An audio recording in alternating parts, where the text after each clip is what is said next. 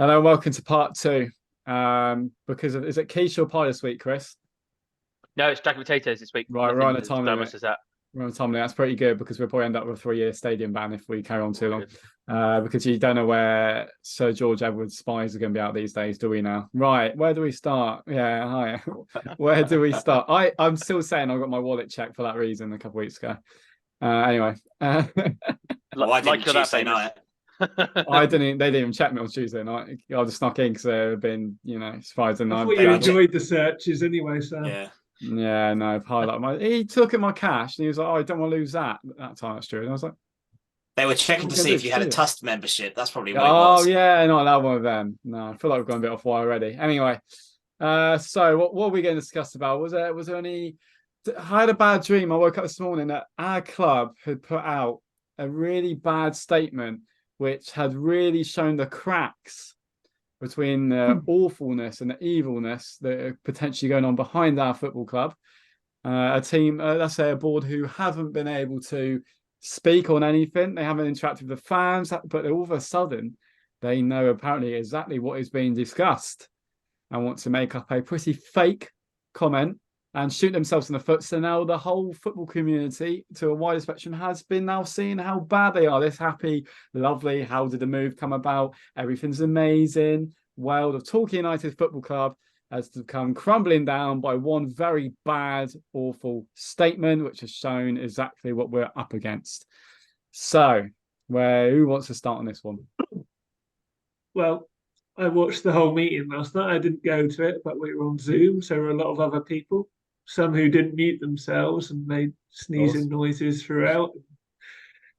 Kept a comedy value going online at least. But the meeting didn't have that many people there, but it was a good one in the end. It started slowly, didn't it, Tom? You were watching as well. Yeah, I saw the first half. Yeah, it was a bit. The Tuss did speak to start with, and it did feel quite downbeat. You could tell they've been struggling for years to communicate with the club. Not much coming back, not much help, and you could tell it had an effect on them.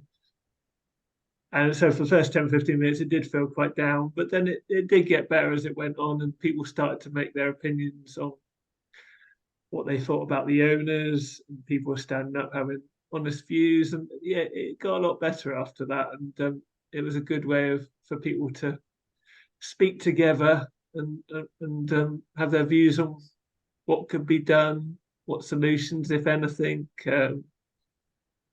There was a clear feeling that membership numbers needed to be increased because I think the trust said there was about 450, which is not nearly enough at the moment. The Exeter City guy was there, of course, and that emphasised that. He's like, well, they've got 3,500, in a completely different position, of course, but he said how you get numbers up and then you can have a bigger influence because of those numbers. And that at that point, you can put better pressure on the club because of that.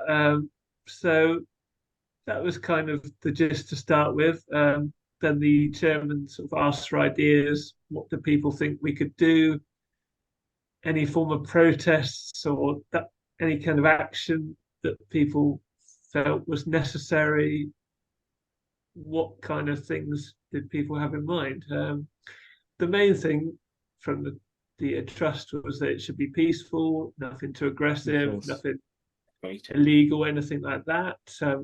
The statement later seemed to comment about that kind of situation arising, but it wasn't like that at all. It was very like, well, we don't really want to do that kind of action, but because you don't.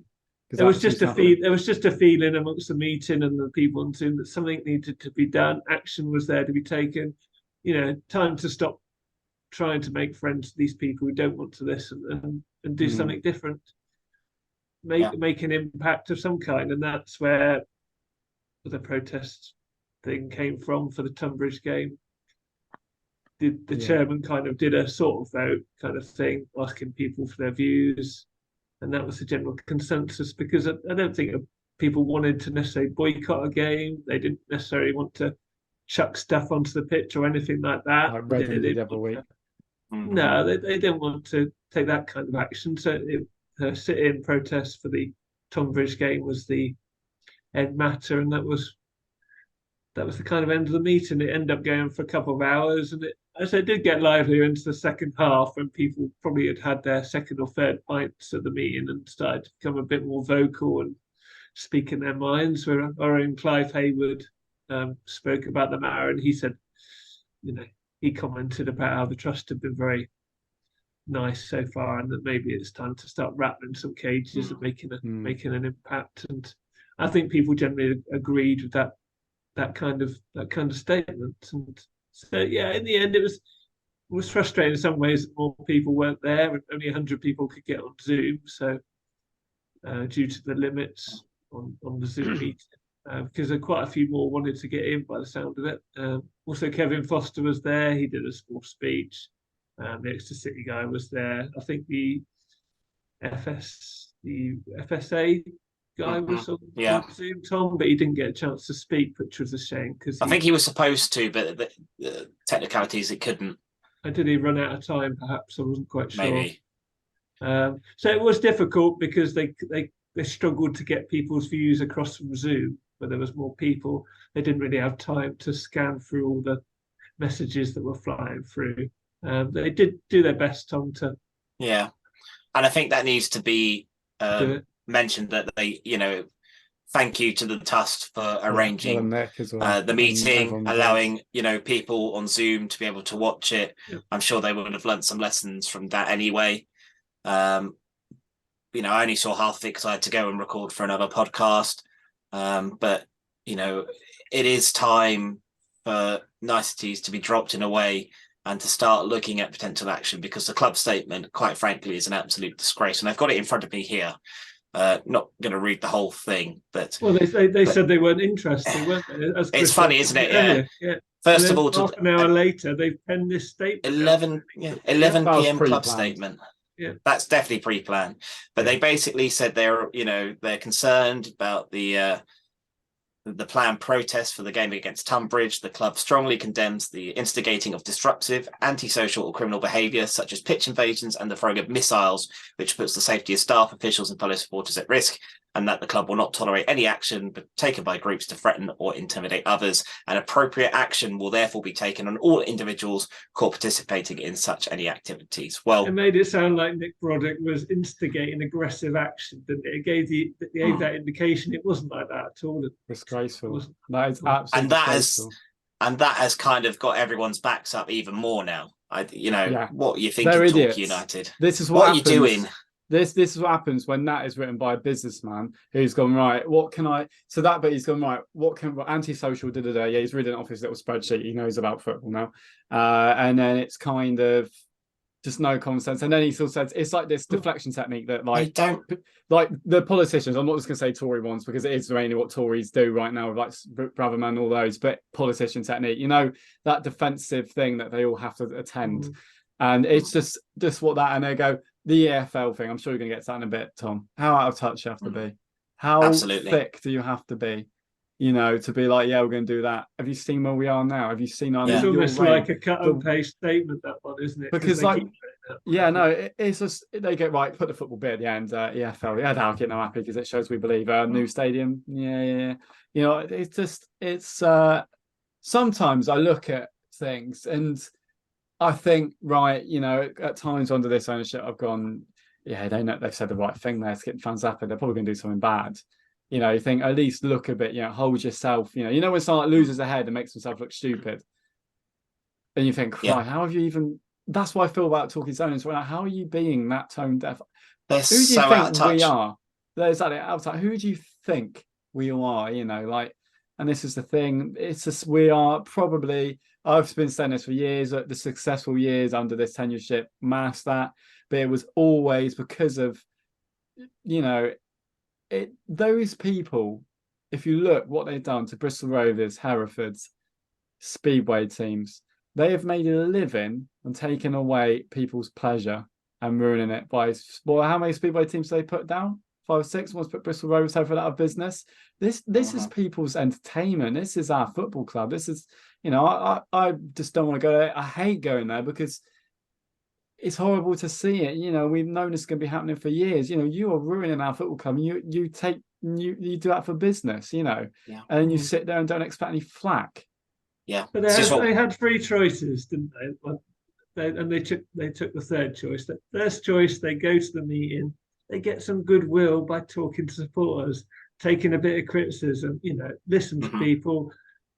It was never going to happen, that was it? Your second choice is, right, okay, they've been critical. We'll maybe schedule a meeting with the trust, try and put down a little bit of put them down a bit, you know. They'll think they've got a chance, but they don't. That was their second. We'll that was their them off for second another option. year. Third option, right? Stamp it down. I don't want to speak to these Yeah. guys. Don't like the trust. We're not gonna communicate that. God, we're gonna stamp this down quickly and show we're the boss around here. You know, we don't want supporters speaking out against us. We're the bosses here. It's just as we discussed last week, Don, wasn't it? We were talking about the 5-year plan, and we were talking about, you know, the Hampton incident at full time with George Edwards. Yeah. You know, it just the whole you know, behind the scenes, it just seems so ugly, and I hate it. It's just awful. And there was a response on the Yellow Army podcast, I think, the Torbay Live or the Herald do. It was quite a long list here, but basically the most important thing to take away was it was a genuine open forum, and during it there was a lot of suggestions as to how we should proceed from now on. And clearly there was someone from the club, though they were invited to join us on Zoom, which was no surprise, hence the statement which was issued late last night. The major part of the contents of the statement are inaccurate, as there was no agreement, no suggestion that there would be a pitch invasion, whereas I think, as they put it, missiles thrown onto the pitch, none of which is true. What was agreed by the end of the meeting is that there should be a peaceful sit-in after a game, and we felt that probably be the match on the 2nd of December against Tunbridge Angels, which we hope would be lawful, because, as I explained to everyone last night, we cannot be involved in anything which would be unlawful, which is completely the right way to go. What do you think, Chris? Yeah, it's interesting, isn't it? I mean, I wasn't able to join or listen. No, I'm listening. Actually, it's very interesting. I think a few things, just in the interest of kind of, well, not in the interest, but just kind of attempting to be balanced about it and trying to understand a little bit. The first thing I would say, from what Dom was saying, I don't blame them for not being there. Yeah. No, in that, it would have been a very reactionary thing to do. And why would you set yourself up so well you know you're going to get battered? So if you're going to run a fans forum, you would run it on your terms, wouldn't you? Yeah. So you'd run it at your club, like they did with Johnson. So I understand. I get why they weren't there last night. I don't agree with it, but equally, in the terms of that would help their engagement. But if you were invited to something like that, a bit like we said about Johnson earlier, it can't be much fun, because, you know. So I get that. The bit about the club and what you were saying, Sam, about, you know, the way what they do historically, their business model hasn't been successful.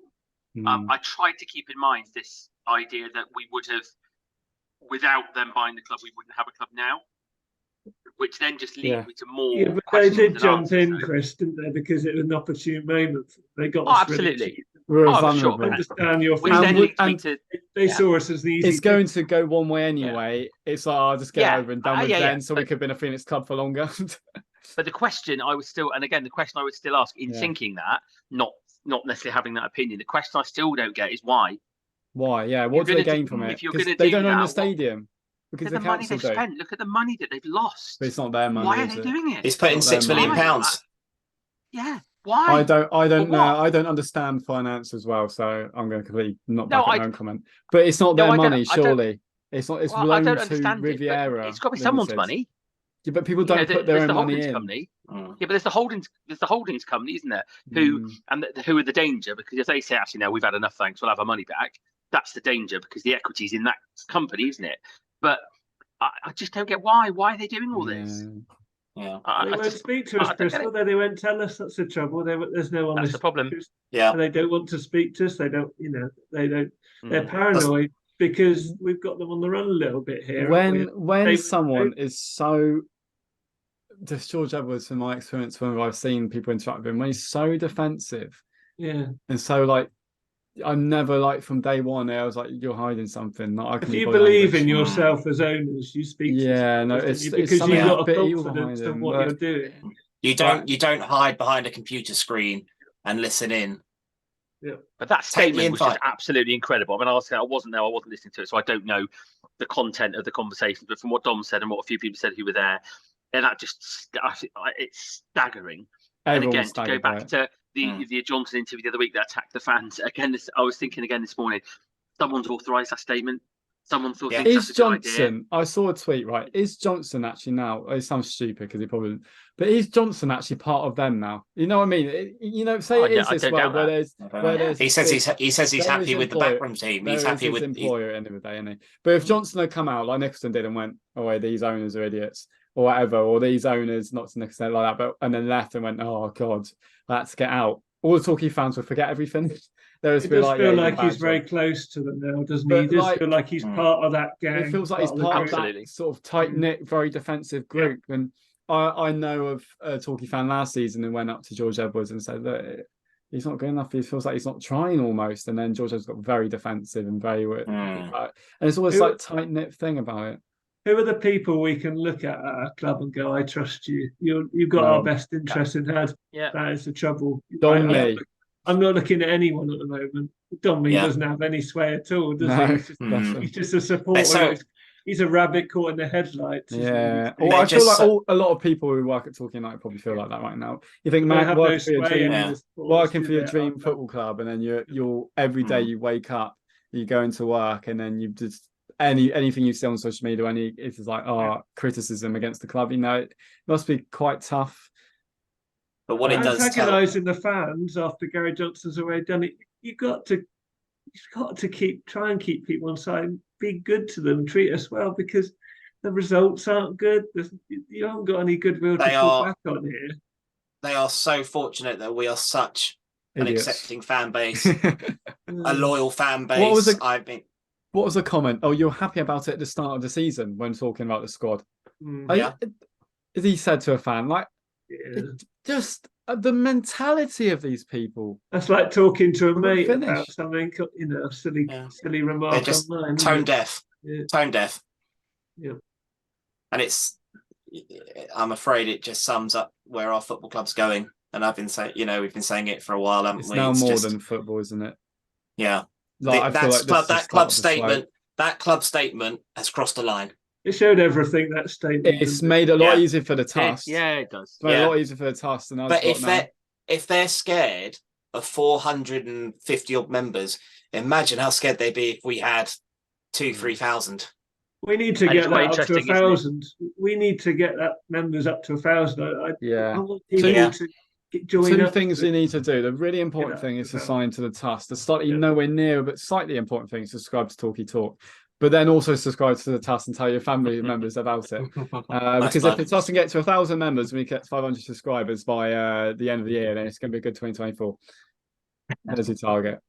I think as much as anything, what that shows, that statement shows almost a kind of lack of touch. And there's that throwaway line in it again that was in the statement that Osborne put at the end of last season around, we all want what's best for the club. We're all working hard to, like, that makes it okay. Oh, well, you're all working hard. Oh, well, that's okay. Then that kind of. But it makes me feel like saying you bloody well should be.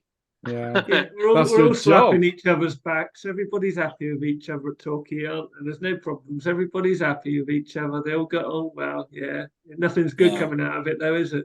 Nothing's. It makes me feel like well, we're all working bloody hard so that we can afford to go and watch the football at the weekend. Mm-hmm. It's the same equivalent, isn't it? But we've all been at work where you not necessarily fall out with colleagues, but you have differences of opinion, and good things come out of that, don't they? Because you'll say, actually, that could work if we do things differently. They're just plowing a furrow here. They don't know where they're going at the moment, do they? They're completely lost. They don't want to sack Gary. We don't know where we're going as a football club. Completely lost. Down and out. That's where they're going at the moment.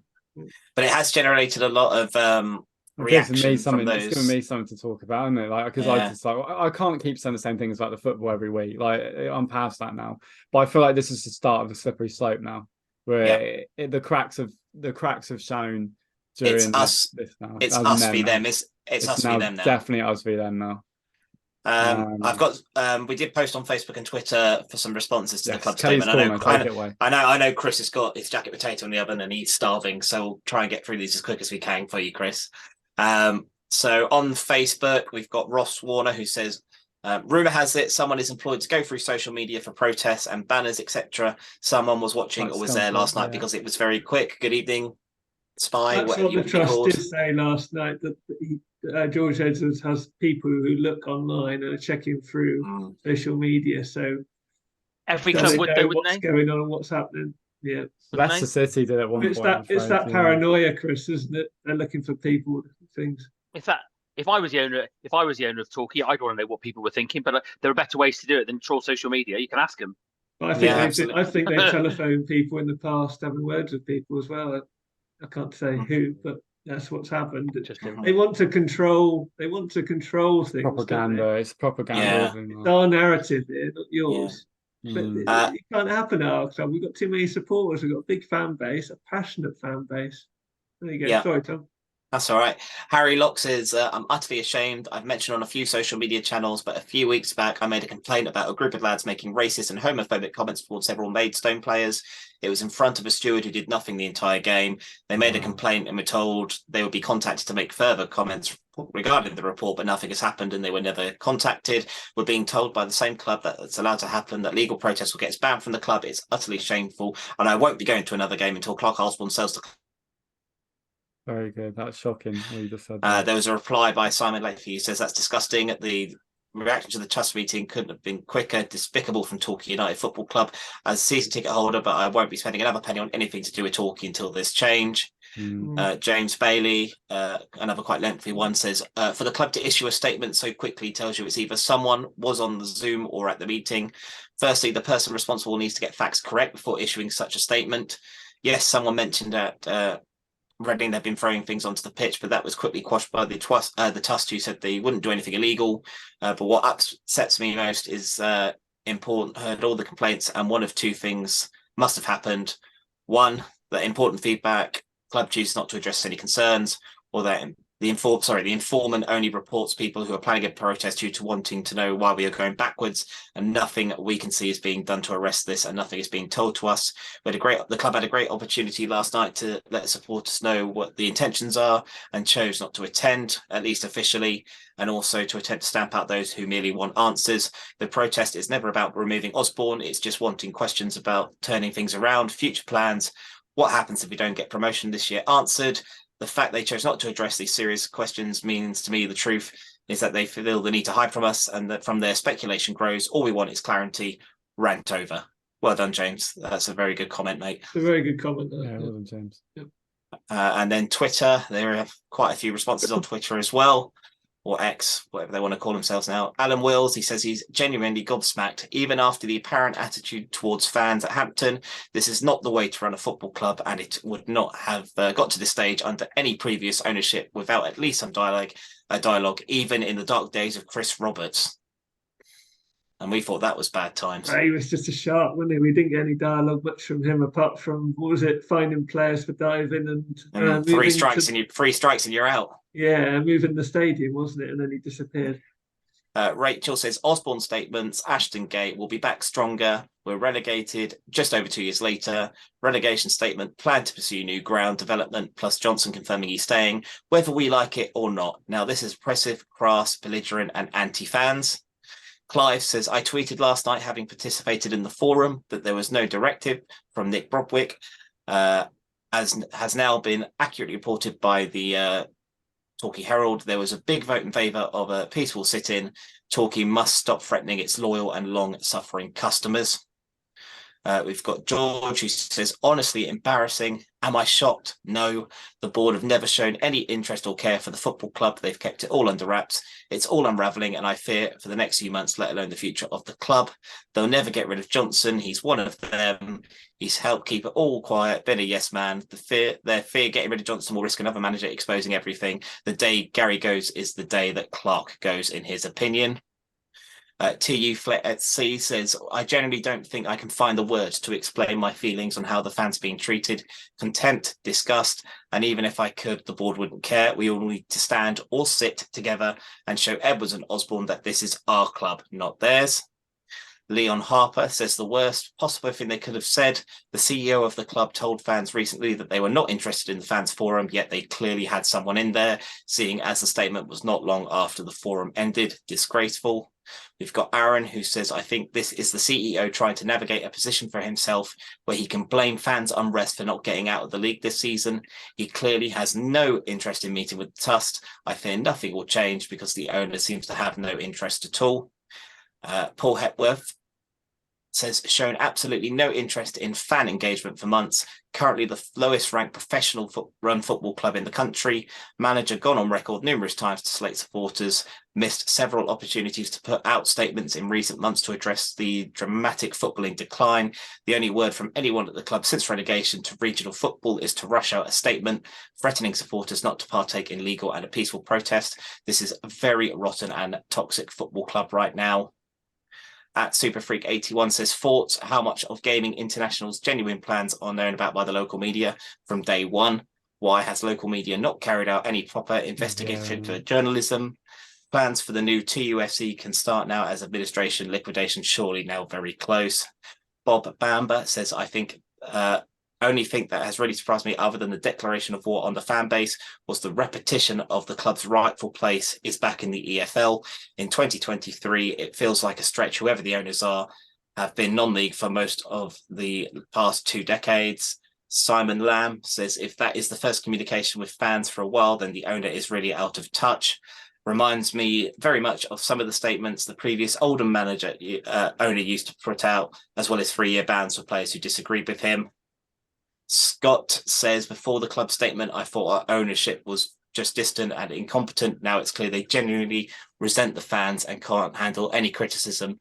No one who holds such a low opinion of their own club's fans should own a football club. It's disgraceful. We've got Alan James, who says, the letter reads as if written by those backed into a corner by a mix of incompetence and indifference, a glib statement of promotion but no substance. Just don't be naughty and upset Gary. Incredibly ignorant. And C. Oldham says, I want to be on your podcast, please. And that is, I think, everything that I can see on there. Apologies if there are any more, but it really got a lot of people talking, and rightfully so. So thank you once again. It's the passion we have as a support, though, doesn't it? Yeah. It does, 100%. Listen to that. Yeah. That's it. And how many people it affects. Mm-hmm. The owner, we should always feel like the owners are on our side. You know, that's our club. We should be all together. It's nothing like that, is it? I mean, I put a post up on Facebook about Mike Bateson the other week. He got so many likes and so much love.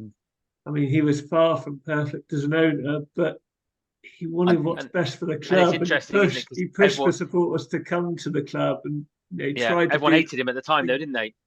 Yeah. But now people are looking back, going, "Oh, crikey, he really was." You know, I know. Sometimes your legacy's after he's further down the line, isn't it? It's not always at the time. Yeah.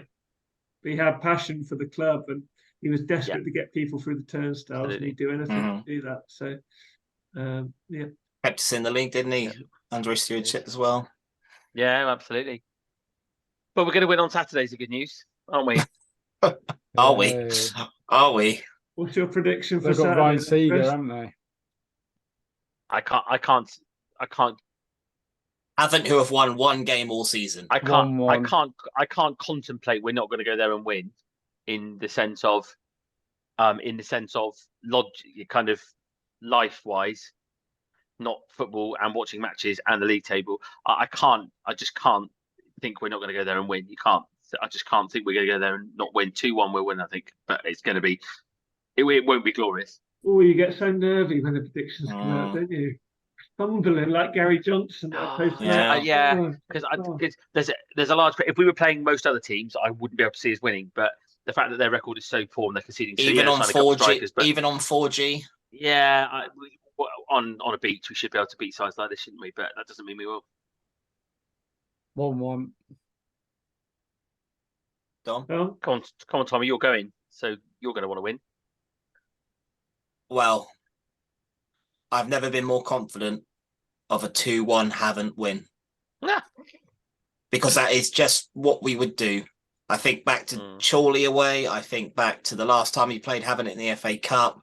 It's just written in the stars that we're going to lose. I'm sorry to say, and I know I'm going for a drunken weekender, so hopefully I won't even remember it if we do lose. But that's the positive, isn't it? There's just no. I just don't have any confidence that at the moment conceding goals away. We are leaking goals. It's a 4G pitch. As far as I'm concerned, the team talk that haven't is easy. They're wobbly. They're a team struggling. You've got nothing to lose, lads. Go out and get at them because there's goals to be had there. Yeah. So I think we're going to lose 2-1, and if we do lose 2-1, that should be the end of Gary. I'll say 2-2 then. I don't even want to say about Gary Johnson anymore. You know what I mean? Like, what's the point? Because he should have gone year, 2 years, month. It does feel like a tired old thing. Because what's the point? Because he's obviously not going to go because the club either can't or won't or whatever. We've lost 5 out of our last 7 league games. 4 away games on the spin now. Yeah. If that's not going to trigger it, you do wonder, don't you? Yeah. And I wish I didn't change my Yeovil prediction from last week because I got it spot on here and then changed it after the Bath win. So always stick to your gut instinct. I know. Yeah. Listen, though. Come back to next week when we've got 3 more points in the bag. And yes, shoot to score 2 more. Yeah, no, please, no. So my gut said 2 on Torquay, but my mind went, well, shit. But we're not playing Tuesday night, are we? The Weymouth game got moved, didn't it? Yes, it did get moved, yeah. County Cup or something. So that might be we can preview the Yeovil game next week. No thanks. Should we have a week off? Just give it to Sheridan. Just give it to Sheridan for the weekend. Yeovil talk for a week. We'll just get over if they've got any more. Thank you for joining us. And I'm off. Well, I will say I'm off to bed, but I've got to edit this now. God, the life, eh? But yes, see you at Havant, Yellow Army. That's nice. Have a safe trip, everyone who enjoys it. Try and enjoy the few hours before and after. Enjoy the day, if not the game. The 90 minutes of football will be terrible. Tom will be there, won't he? I'll enjoy the weekend, lads. That's it. Yeah. Anyway, so thank you for joining us, everyone, and we'll see you next week. Here's Hargreaves, chance for Torquay. Chris Hargreaves, the captain. If he stays onside, Carlisle checks instead. He's looking for Benyon. Stills. Here's Hargreaves, chance for